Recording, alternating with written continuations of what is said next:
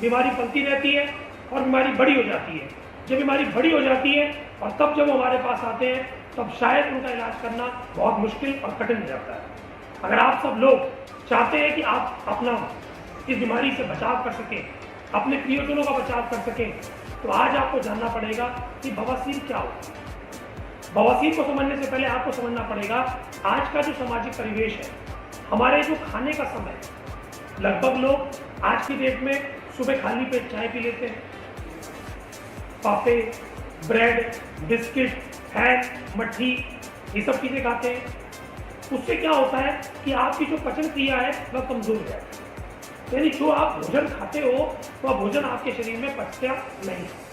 आपके पेट में गैस बनती है, पेट में भारीपन आता है और धीरे धीरे करके क्या होता है कि आपका अपच मल आपके शरीर में रोग प्रतिरोधक क्षमता को कम करता है, आपके लिवर को कमजोर करता है और आपके पेट के अंदर जो हमारी डुडेनम जिसे कह सकते हो या छोटी आंत का जो शुरुआती हिस्सा है वहां जाकर दबाव देना शुरू करता है, जिसकी वजह से जो एसिड सिक्रीट होता है भोजन पचाने के लिए वो पचा तो नहीं पाता, लेकिन वो ज्यादा सिक्रेशन शुरू हो जाता है।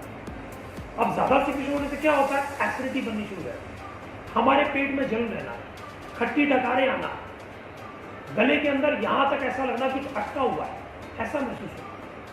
फिर जब बीमारी थोड़ी सी और बढ़ती है तो हमारी पेट के अंदर बढ़ते हुए पेट के अंदर क्या दिक्कत होती है कि पेट के अंदर भारीपन हो जाना, गैस से पेट फूल जाना, गुड़गुड़ाहट की आवाज आना और आपके पेट में चर्बी बढ़नी शुरू हो जाना।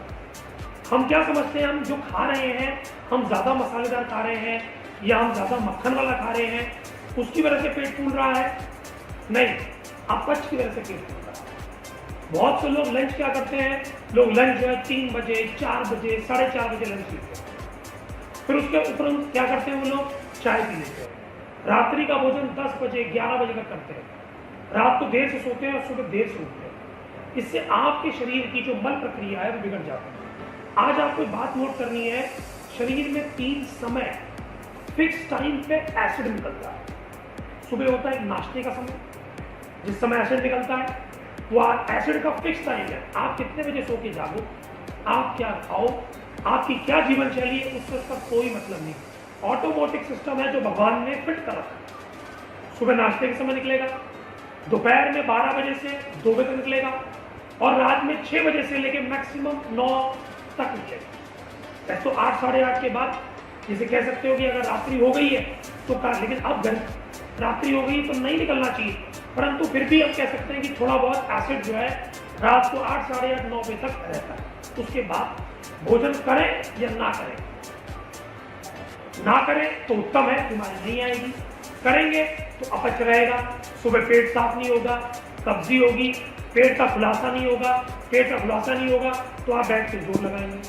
जब आप बैठ के लेटरिन में जोर लगाएंगे, जोर लगाने से क्या होगा, नीचे लेटरिन के रास्ते में मस्से फूलने शुरू हो जाएंगे। अब जब ये मस्से फूलने शुरू होते हैं तो क्या दिक्कत होती है, शुरुआत दौर में किसी किसी मरीज को क्या महसूस होता है, लेटरिन धोते वक्त सूजन जैसी महसूस होती है और हम इसको नजरअंदाज कर देते हैं, हम सोचते हैं ये नॉर्मल है, परंतु वो 2nd डिग्री पाइल्स का साइन है। अगर उसी समय आप अगर अपना प्रॉपर उपचार कर लें तो आप ये पा सकते हैं कि आपकी बीमारी एक बड़ा रूप धारण नहीं करेगी, आपके मस्से वही ठीक हो सकते हैं। उससे क्या बचाव होगा, आपका शरीर जो सूख रहा है, आपका लिवर जो कमजोर हो रहा है, आपकी कार्य क्षमता कमजोर हो रही है, आपको हृदय रोग हो रहा है और अगर ये बीमारी कंट्रोल नहीं आई तो लैट्रिन के रास्ते मस्से फट जाते हैं और भयंकर खून गिरना शुरू हो जाता है। ऐसे मरीजों के अंदर जिनको बवासीर पैदा हो गई है, उनके अंदर क्या रहता है, फेफड़े की कमजोरी हो जाना, हार्ट की कमजोरी हो जाना, मानसिक तनाव रहना और मन के अंदर उथल पुथल रहना, वायु का प्रकोप है।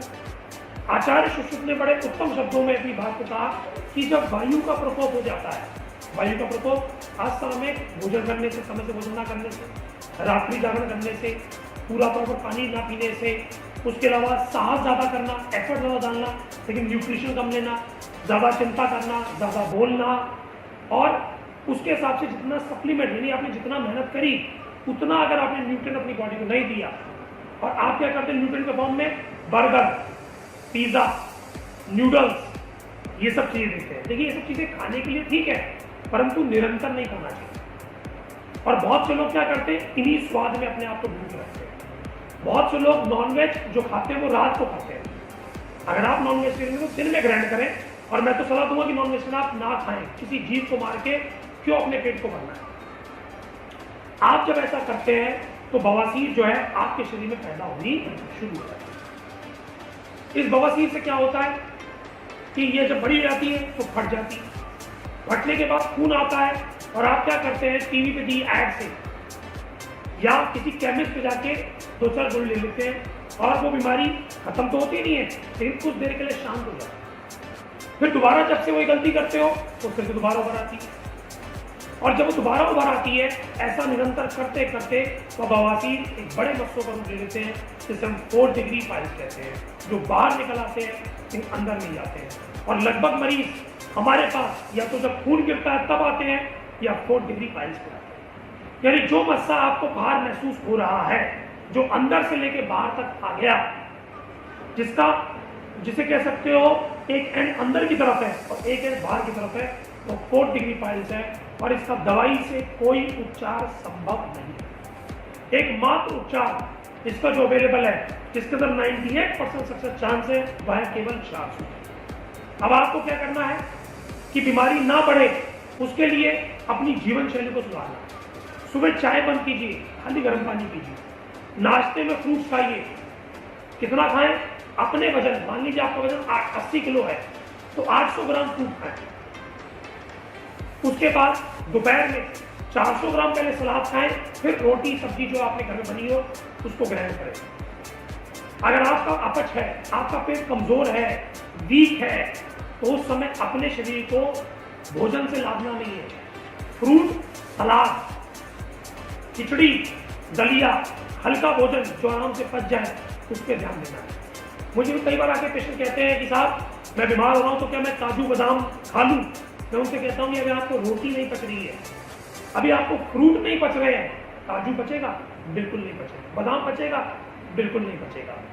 तो आपको अपने शरीर को ठीक करने के लिए सबसे पहले इस शरीर से लोड निकालिए, मल को निकालिए। मल निकलेगा कब? जब आप मल को ग्रहण करना बंद कर देंगे। अगर मल किसी कहें जो जल्दी नहीं पच पा रहा है, वह सब मल में बन जाता है। एक मल तो वो होता है जो निकल जाता है, एक मल वो होता है अपच मल, जो आपके पेट में पड़ा रहता है और सड़ता रहता है, और उस सड़ान से आपका लिवर खराब होता है, आपकी किडनी खराब होती है। तो आज हमें सबसे पहले निर्णय क्या लेना है कि अगर हम अपने शरीर में बवासीर के ऊपर ध्यान दें, तो हम अपने लिवर को, अपनी किडनी को और अपने हृदय को बचा सकते हैं। ऐसा मरीज जिसको हृदय रोग है, उसमें बवासीर जरूर मिलेगी। ऐसा मरीज जिसका लिवर कमजोर है, उसमें बवासीर जरूर मिलेगी। ऐसा मरीज जिसकी किडनी खराब है, उसको बवासीर जरूर मिलेगी। तो आप सब लोगों का धन्यवाद मेरे सेशन को सुनने के लिए।